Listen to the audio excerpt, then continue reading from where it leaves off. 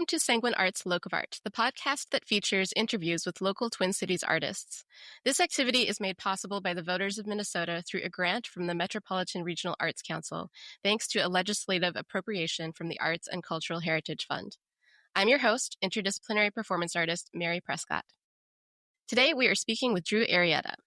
Drew is a photographer and visual artist dedicated to telling human and community-centered stories through his work. His work, which often explores themes of resilience, identity, and solidarity, has been featured in Vogue, NBC News, and Columbia Journalism Review. A native of New York City, Drew moved to the Twin Cities after beginning his career in political organizing and sustainability initiatives in the music industry. His passion for visual storytelling began during the 2020 Minneapolis uprising, when he was loaned a camera, leading him to capture and share voices and experiences of underrepresented communities. Welcome, Drew. Thanks so much for speaking with us. Yeah. Thank you so much for having me, Mary. This is an honor. It's my pleasure. I'm excited to chat with you. Likewise. And especially after digging into your work a bit. I want to start right in with some of your prior work. You began your visual storytelling during the 2020 Minneapolis uprising with a loaned camera and jumped right into photojournalism. It seems that since then, you've never stopped putting yourself in the middle of unstable situations, and in so doing, you've captured some really incredible shots that really do tell a story. Can you share a little bit about that first year of photojournalism? Yeah, no, really great question. It all started, I have to give a big shout out to Ben Solomon, who at that time was working for the New York Times. A friend of mine forwarded me an Instagram story from him wanting to loan out a camera to someone locally, and found his email address, sent him a quick email. He met me at George Floyd Square 15 minutes later, and then I just started shooting with that camera all the time. A lot of my work early on, I really didn't know what I was doing, had the vocabulary to sort of describe that this is like documentary photography. And I didn't really have a plan. I knew I was showing up to actions and a lot of the activism that was happening around that time on a daily basis. And I wanted to really capture what I was seeing. I knew it was historical. I knew this moment felt different, or there was something big and important going on here, especially in Minneapolis. I feel like at that point, moving to Minneapolis from elsewhere, I never saw the Twin Cities show up in this way. It made me feel really connected to the Twin Cities. And so I just started taking a lot of photos, documenting everything I saw. I was really into sharing bottom-up perspectives. I feel like a lot of the narratives we see in media and even the relationship other photographers have with, the stories that they're sharing, there's often a lot of distance. There isn't a lot of relationship building.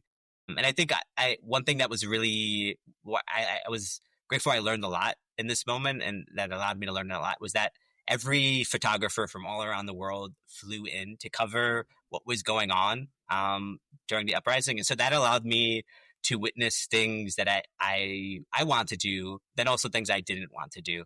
And sharing those bottom-up narratives was one of those things, really introducing myself to the people I was taking photographs of, making myself really being known and present when I was photographing, not something that I was hiding that I was doing from others, but making sure people knew what my intentions were, who I was, and getting consent, or really communicating my presence. And so a lot of my earlier work, I feel like I didn't really have a strong visual identity. I was just trying to take photos and just pray and hope that a photo would be in focus and be good.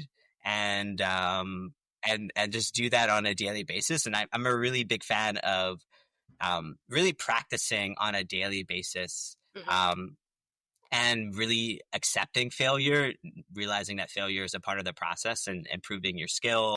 And everyone fails. No one really does really great work overnight. But if you show consistency, it really can develop into something special. And so especially from 2020 to, probably 2021, 2022, I was, documenting tons of actions, working with local organizers and,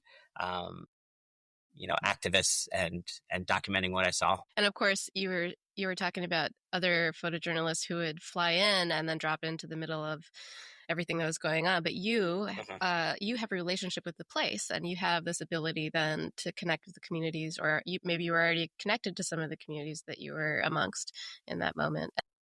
And tell me what that was like to photograph your community.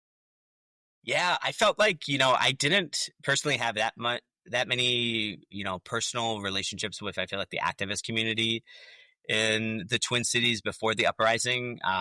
It was something I seeked. I did some local organizing work around Thrivent Financial, which is like a financial institution in Minnesota that were funding ICE detention facilities, and I did some organizing work with a small group of people locally before the uprising. That was like my only engagement locally, but the uprising itself really introduced me to a lot of really amazing Janelle Austin, Marsha Howard, amazing activists locally who were, really dedicating themselves to community, and showing up in really powerful ways to inspire people and contribute. And it made me feel more connected to the Twin Cities. And I feel, um, and just also being given the opportunity to document and witness what I saw, was like it's such an honor and privilege. I feel like deeply indebted to the Twin Cities because of it, because I got to witness and document, and I wanted to continue investing in the Twin Cities and the community that exists out here, which I think is really special and unique and very community based, which I really enjoy. Yeah, yeah. Were you ever surprised by who or what you were capturing? Good question. I think for me, I was always really trying to keep my eye open to things that I felt like weren't being captured. I feel like there was so much. If I think back, to 2020, and that summer, I really consider like a summer of love and resilience, and just the amount of outpouring of mutual aid, and community building that occurred after something that was so devastating. I felt like that story often isn't shared enough, and it isn't, a big part of the narrative about what happened um, during the uprising and afterwards, and what continues even to happen at George Ford Square. I think the amount of outpouring of like love and support and how people showed up for each other, where you can always go to George Ford Square and have a hot meal, and people sort of take care of you and support you in different ways, I think was really beautiful, but wasn't really a part of the narratives that come out of that moment in time. And I think, especially when I was doing this documentary work, I wasn't working with a publication or any media. I was solely just taking photos and then uploading them to Instagram. And that was like my primary publishing platform. And so, that's how I got the word out. And so I feel like I really got to have a lot of ownership in terms of the stories that were being shared, and sharing things around community and joy were things I was drawn to. Mhm. I feel like so much of the documentary work you often see is the anger and the pain, Mhm. which is, I think, a really important part of the story as well, but it isn't everything. I think how people bounce back and forge new bonds and connect to each other is equally as important, or maybe even more. Hmm. Hmm. Um, you're sometimes photographing strangers at their most vulnerable or most intimate, and you talked already about asking for consent. If you're not able to get consent, or knowing that sometimes these photos are going to be shared publicly, what are your thoughts about balancing people's privacy with the importance of showing an accurate account of a situation? Yeah, that's a really great question. I think for me, I'm always trying to be, as I said, as present as possible. People know who I am, and not, hide under a pseudonym, or, make myself as present, even visibly, what I wear. For during the uprising, a lot, I used to wear these brown tan boots constantly to pretty much every action, and so everyone, and I had some people call That's me the guy with the Ted. boots.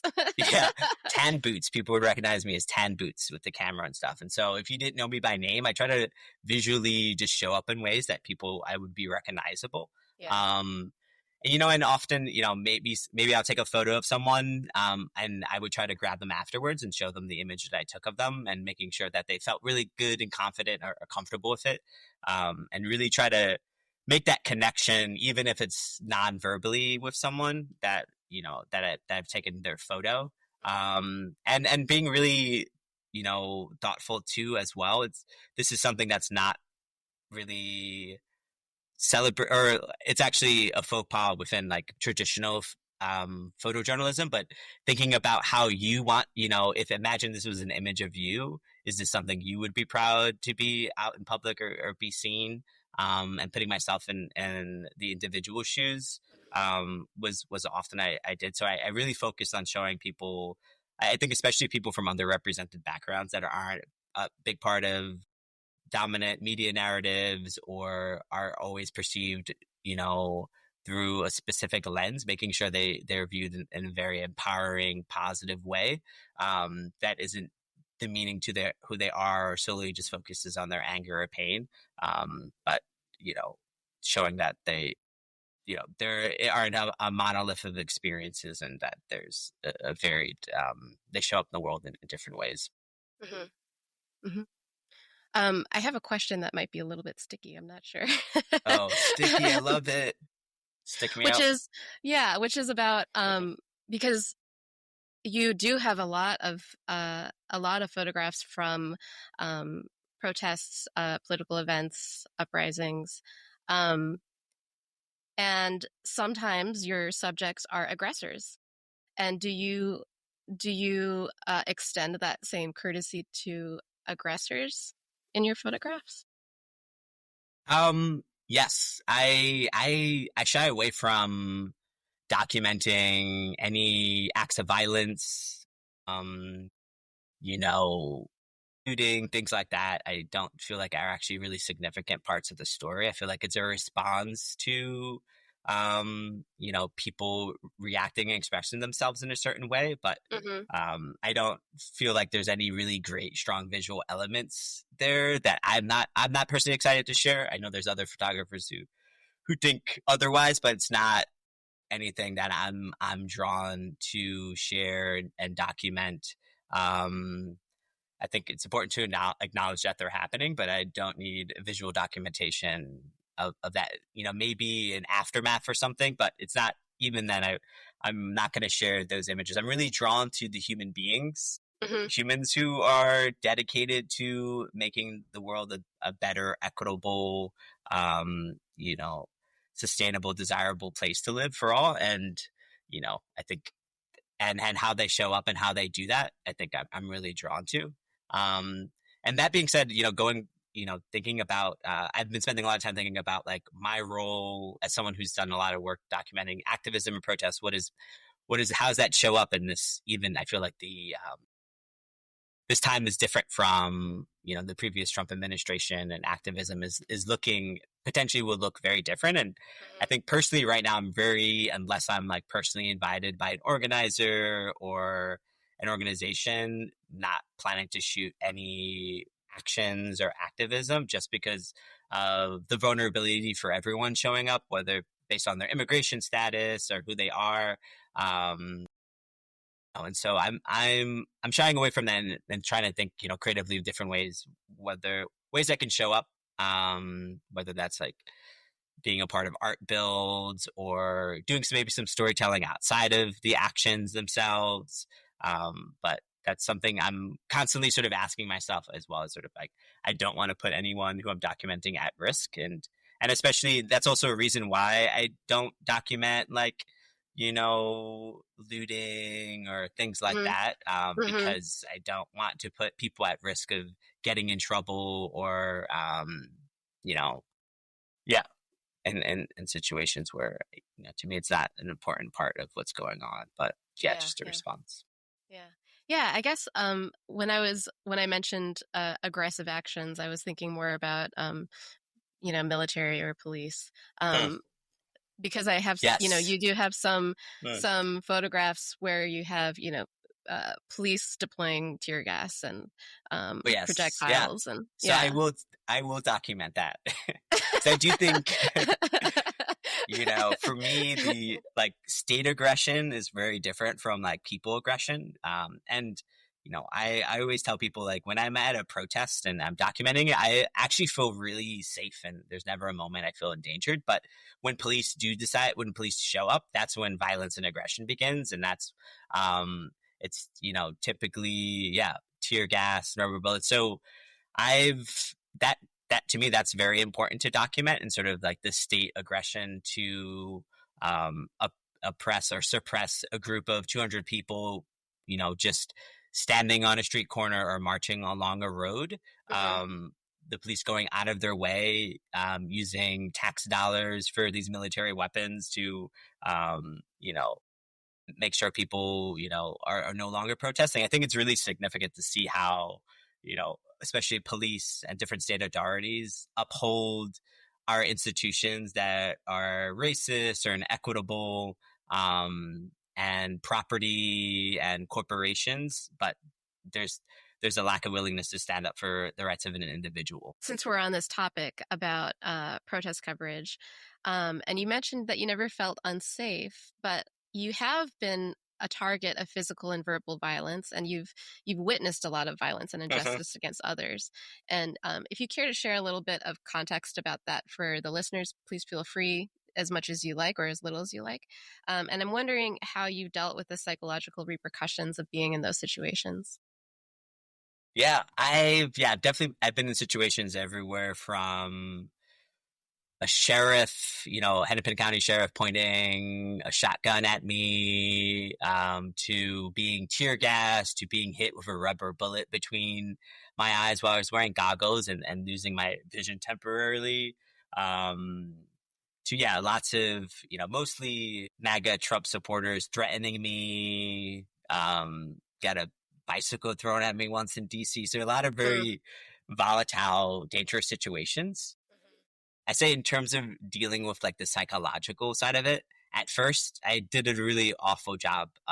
It's not something I knew that a lot of this was like sort of weighing on me. And, but for me, it was almost like too important. And also I didn't really know how to slow down or take a step back when I was sort of, I feel like I very quickly escalated, and in terms of like my commitment to documenting what was going on, I traveled to New York City, DC, Philadelphia to document the movement in different places at that time and built relationships with folks out there. And it was important for me to sort of like witness and see that from different places. But that also like brought on the same type of challenges I faced in Minnesota in terms of receiving threats and being around different groups of people, like Trump supporters who are angry. And so, yeah, at first I didn't manage very well.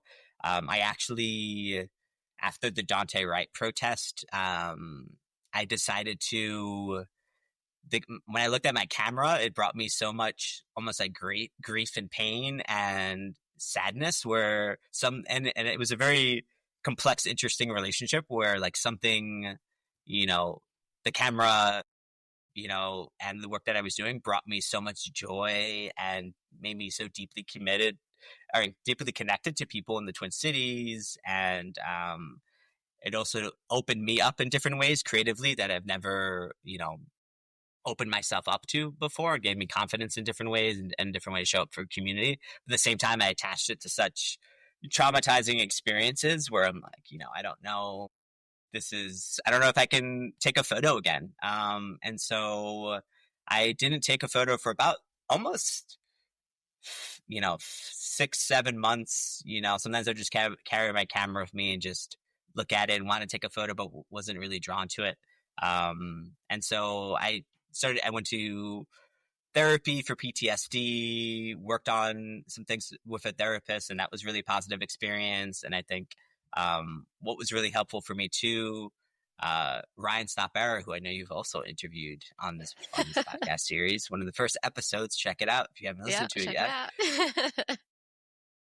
yet. He reached out to me. I didn't really know him. I didn't know him personally. We just appreciated each other's work online, and he offered me an opportunity to this fellowship program. One of the first paid opportunities I got for photo work around capturing how people in Minnesota celebrate the places that they live in. And so I was really interested in regenerative, sustainable agriculture, and I thought it'd be an interesting way to also visit rural parts of Minnesota. Mm. And so I did a whole photo series on regenerative and sustainable agriculture that Ryan put me onto. And that really helped get the wheels turning and started to do other storytelling that wasn't necessarily like frontline communities. And I think now when I think about actions and how I'm going to show up, I think about sort of like the security and privacy concerns of like the people at actions, but also like what is my capacity to show up in these moments, and being really thoughtful, cognizant of it, and knowing that I don't have to show up for every action or thing that goes on, and I can show up in different ways. Is not necessarily documenting, but really asking myself whether this is something I'm ready and have the capacity to do before doing it has really helped me get to a more healthier relationship with documenting activism and things like that. Hmm. Glad that you found a way to get yourself through those moments. Thank you. Appreciate that. Yeah. I want to go back to an article that was written about you. Your feature in the Columbia Journalism Review is titled Drew Arrieta's Family Album, which I think is a brilliant title, especially given that the photos shown in the article are mostly at rallies, protests, or other altercations. Why do you think the article was titled that way, and what does it mean to you? Yeah, I think, for me, that was a really interesting, when I was thinking about things to send along to you, I was like, oh, I haven't revisited that article in a really long time. And that was, I remember getting asked to work on it. At that time, I was very hesitant to do any interviews and about my experiences because I was still processing it all. And I remember doing this interview, and I remember just actually sobbing on the interview while I was sharing these experiences with the writer. As I was processing a lot, it was right near the Derek Chauvin verdict as well. And I think to have the article title that way is such an honor and a privilege. I always feel so lucky to be invited to document things in a very intimate way, because that's really my objective. That's my main goal when I'm doing it. So to be affirmed in that way from someone who isn't from Minnesota, who is a part of an institution in New York, that I'm not even sure how they got visibility in my work, is really affirming and really special. And yeah, that's that level of intimacy is my goal. I want people to really see things from the inside of what's going on in terms of the actions, not from the outside looking in. And doing that in a thoughtful, smart way. And so it was really great to just sort of walk them through a series of images and some of my experiences related to them, and also just talk on stuff. It seems to be a real indication of how you've embraced Minneapolis and how Minneapolis has embraced you. Yeah. Minneapolis is a special place. I feel, it's not, I always tell people I never imagined living in Minneapolis my whole life. It wasn't on the top 150 places. Top 150 places I ever imagined living, but I'm really glad it's where I landed. I do think, especially practicing art here, there's a lot of ability to sort of stretch yourself and be really supported. People in Minnesota love to support people who are actually creating here and building things here. And I think that's really lovely. There's also just a lot of really great opportunities. And there is a lot of intentionality and community-based, ways of approaching things here that I really really admire. I also really admire how everyone is very approachable. It isn't an egocentric city. I come from New York City, which is I feel like all the biggest egos in a city, and there's probably some other cities in the US that are like that, but and I think people carry themselves in that way as a form of protection and as a way for get visibility, and it's almost as a way of survival. In New York, you have to show up bigger than yourself. But in Minnesota, no one really carries themselves that way. And so it's really nice to be in a city that moves that way. And I'm really excited. I feel like the ceiling hasn't been hit quite yet for the potential of Minneapolis and the Twin Cities, but Yeah. some of these other cities, I feel like the ceiling has been hit, and when you move to them, you really are trying to find your way in space in those cities. But in Minneapolis, there's a lot of potential and things that still to come.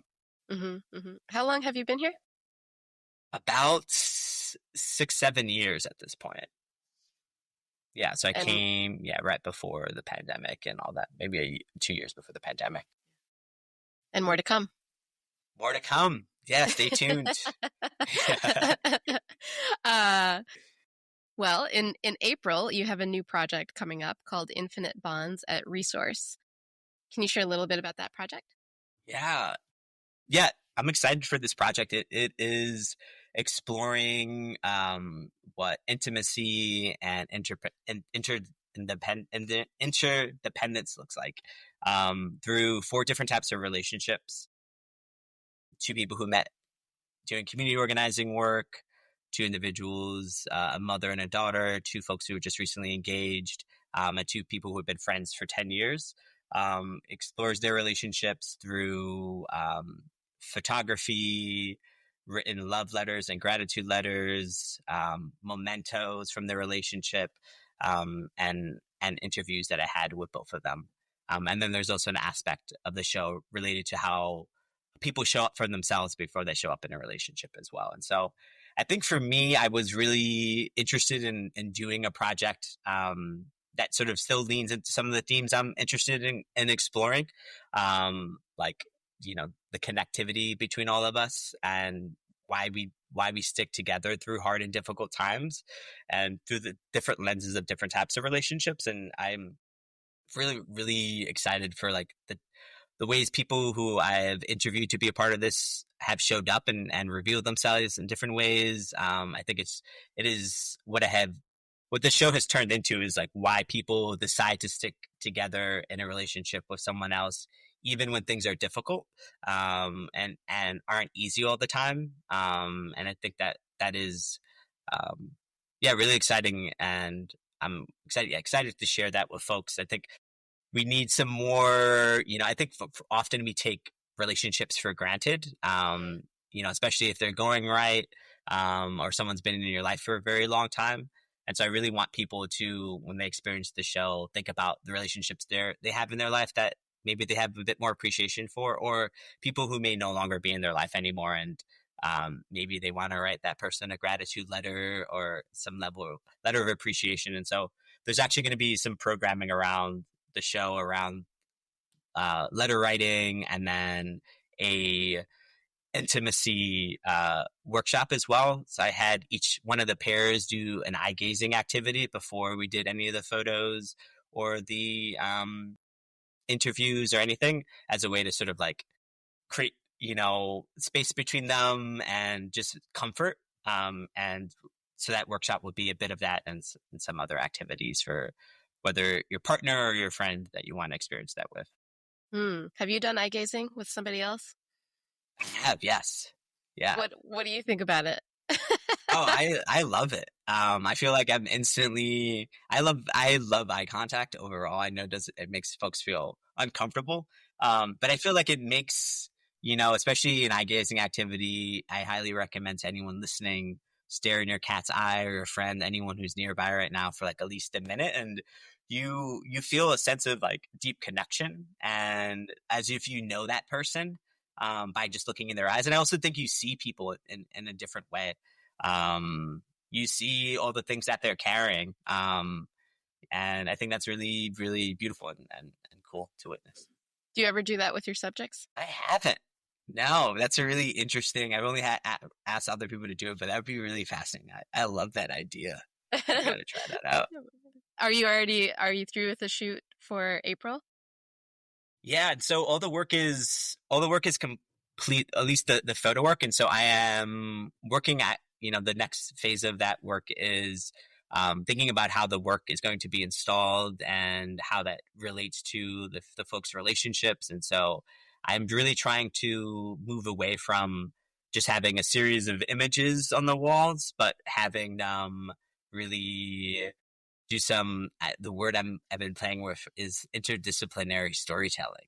Um, yeah, which is, really taking, like the two people who met doing community organizing work, wheat pasting and collaging their images on handmade, like posters, essentially, like, wooden panels and a wooden stick, and making them look like they're political signage that you would see at a protest, and really leaning into their relationships, and thinking about how that can show up in the gallery space in unique ways that help you understand the relationship better. Mm-hmm. um, the two people who have been friends for 10 years, they met in college. There'll be lots of corkboard and push pins in their installation of their relationship. And so it's been really fun sort of thinking about, pushing myself to sort of show this work in different ways. And I feel like photography is, it's been such a blessing and something really special that has gotten me into a whole world of creativity that I love to play in, Mm-hmm. and I want to explore other mediums and other aspects of different creative disciplines, and how people engage with my work. What's it been like to adapt to these new ways of art making for you? It has been. It's been exciting. Yeah. I think for me, as I shared earlier, when I got started with photography, I'm very comfortable with failing and doing things awful at first. And so being able to just do that, and either given permission through funding or an opportunity to do that, is like so special and exciting. And I feel like it's also such a privilege to make art. Like there's so many talented people in the world, and even other artists who are even more talented than me, and that aren't necessarily given the opportunity to create stuff. And so I feel like every opportunity that I have, I really try to dig in and learn as much as possible, and really challenge myself, and do new things. And so I really embrace all my curiosities and things that I want to learn, and fail at them. Because I feel like the sooner I could fail at them, the better I will get at it. And so Yeah. I want to fail as quick as possible. Well, and not only that, but I feel like a person learns so much from making mistakes. And then in especially a creative process, somebody who is new at something, they're gonna follow a path that goes in a totally different way than Mm. somebody who knows all of the rules. And on that path of searching is where real discovery and curiosity will like lead into a new zone, and that's really where innovation and invention come Mm. into play, I think. So Yeah, I think no, that's really I cool. love how you've shared that. I think that's 100% true. And I think, especially if you're learning something yourself, and even if you just took a class or a workshop related to something, when you go back into your own home or studio or art practice, and practice it, like there's new things emerge from it, that you didn't consider before, because you're teaching yourself, how to do it, and embracing that process. And so, yeah. And sometimes you just learn to hand off that part of the making to somebody else, Mm. Yeah. Yeah. which I Ask learned for help. recently. Yeah. Also very important. Yeah. Asking for help. Yeah. um, you have another project, Project Drawdown. Can you tell me a little bit about that? Yes. Yeah, so Project Drawdown is a nonprofit organization that has identified climate solutions we can start implementing today instead of waiting for the future. So I contribute to the storytelling team, and that shows up through storytelling workshops. There's a documentary series called Drawdown's Neighborhood, where we go to different cities and interview people who are underrepresented voices in the climate movement about the solutions that they're working on within their community. And so we've gone to about 6 different cities across the U.S. We just finished filming in Los Angeles about 2 weeks ago. And it's an episodic series that brings these stories to life, that especially for people who are out on the ground doing it, but from people who aren't typically a part of the climate narratives, and aren't like leadership within our organization as well. I'm curious, what are the connections you're seeing between climate and underrepresented voices? Yeah, I think, there's climate change is a really interesting challenge that we're facing. I feel like we have all the solutions, and a lot of these solutions have been around much longer than the team at Project Drawdown has identified these solutions. There's a lot of indigenous and ancestral knowledge when it comes to combating climate change or having a healthier relationship with Mm-hmm. our planet, but those voices are often not included the in conversations because they aren't deemed traditional technology. It doesn't come from Silicon Valley.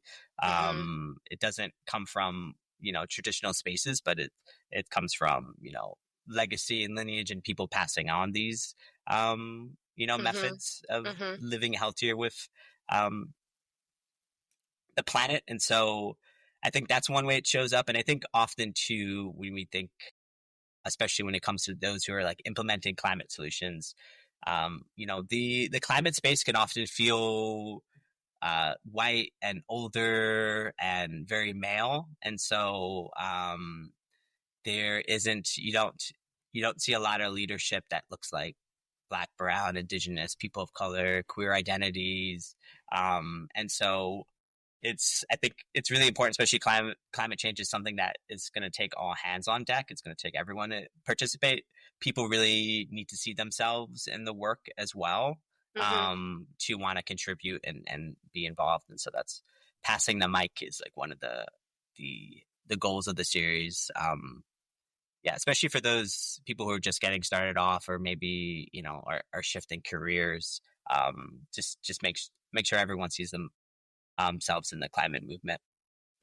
Mm-hmm. You're currently a Jerome Times Minnesota Book Arts mentee. Can you tell us a little bit about that program and the project that you're working on for it? Yeah, it's something I've really enjoyed, and this has given me space to sort of fail and do new things. But it is a book arts mentorship through the Minnesota Center for Book Arts, where I have funding to work on a group show that's going to happen in November, and then access to their studio space and workshops and classes. And so I've been doing a lot of printmaking, thinking about designing an artist book. Um, and book arts, for anyone who doesn't know, is essentially all the techniques and techniques needed to put together a book, but doesn't necessarily have to show up as a book. It could be printmaking, it could be binding, it could be paper making, it could be relief printing, things like that. And so I've been taking a lot of those classes. I'm working on a project related to my ancestry. I took an ancestry test a couple years ago, and there was a lot of people my family didn't know were a part of my family, or who they were, or what Hmm. their story was. Hmm. So I am doing a book arts project. I'm not sure exactly how this is going to show up, but there's going to be a show in November at the Minnesota Center for Book Arts, where I want to like lean into, I'm calling it historical imagination, where I am pulling from different historical documents, whether that's birth records or death records, and um, different documents that show what was happening at that time, but reimagining what the lives of my ancestors were, going back three generations to Puerto Rico, and a family from Spain as well. Um, Reimagining and almost like a fantastical lore of my family, maybe aspirations of what I would want these ancestors to be, based off of the sort of small breadcrumbs that I have available to me in terms of like documents or photos and things like that. Very interesting. Yeah. and Yeah. and the actual piece that you end up with will be to be determined. To be determined. But yeah, that's the concept. I think that for a lot of people of color, our sort of ancestry, there's a lot of holes in the story, and you know, stories that we don't know and that are inconclusive, that have maybe been lost over time, or maybe never known. And so I'm leaning into reimagining what those stories might be, and yeah, thinking and having fun with it, and leaning into humor. And so I feel like, yeah, it'll be an interesting project overall. I'm excited to see what comes of it. Can I ask you what's your favorite part of that program so far? Yeah, I think the favorite part of the program has been just um, connecting with other artists of different disciplines, especially through the classes that I've been taking.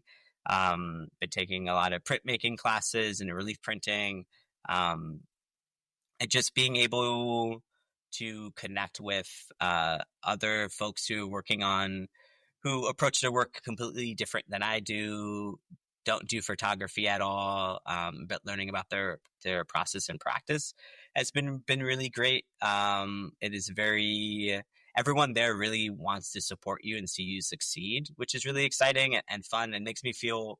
I think at first it was very intimidating because I have a very baseline experience when it comes to book arts.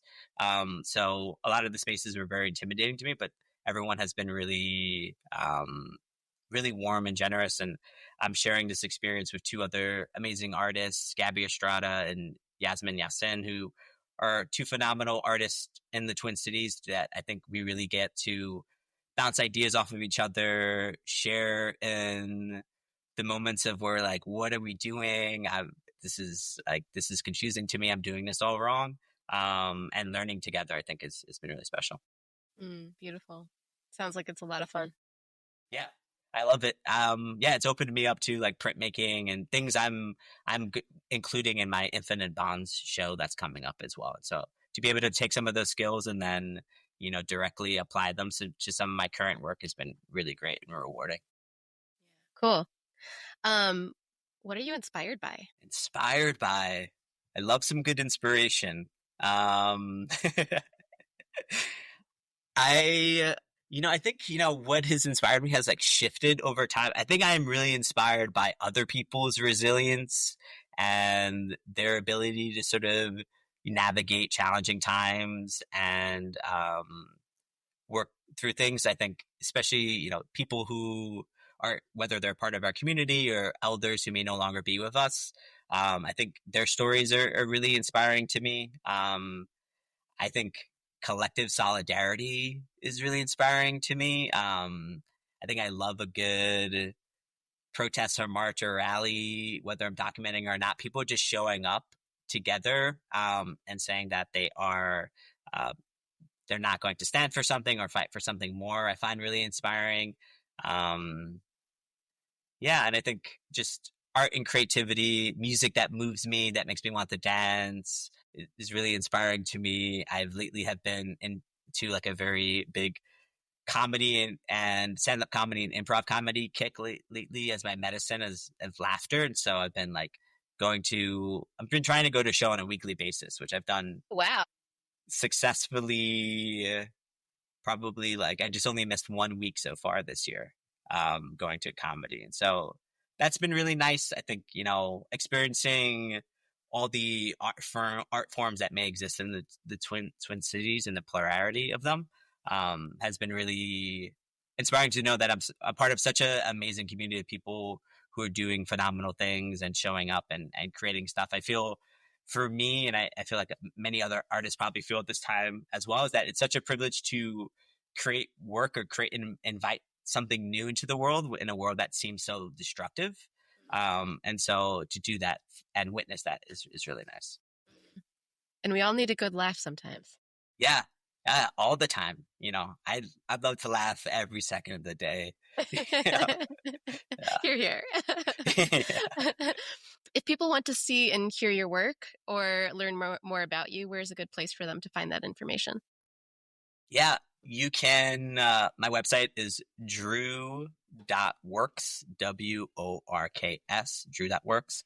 And then my Instagram is ITSDRW. Those are probably the two best places. And feel free to reach out to me. I am available. I'm a member of the community. Say hello. If you see me out in the streets, say what's up. And boots. Yeah, tan boots. Still have them. They've fallen apart a bit, but I Oh, still have them. Yeah. do you still wear them, especially like when you're going to a protest? Yeah. Is that what you're gonna wear? I think I started, they were like way too heavy and clunky for summertime. And so Yeah, I've shifted over, but I haven't, I do still pull them out sometimes. So yeah. they're around. Yeah. Well, you can never get rid of them. They're your signature. Oh yeah, 100%. Yeah. I've had to like re-sew where the shoelaces go through because they've been like pulled through too many times and it's come out, but they're Yeah, still around. They're yeah. sturdy. Well, Drew, thank you so much. It was really fun to speak with you today, and I really appreciate you and what you're doing and how connected to the community you are. And to the audience, I want to thank you for listening. This has been another edition of the Sanguine Arts Locavart podcast. Awesome. Thanks so much for having me, Mary. You are phenomenal and keep doing all the amazing things you're doing. Oh, thank you. Well, the feeling is mutual. Thanks.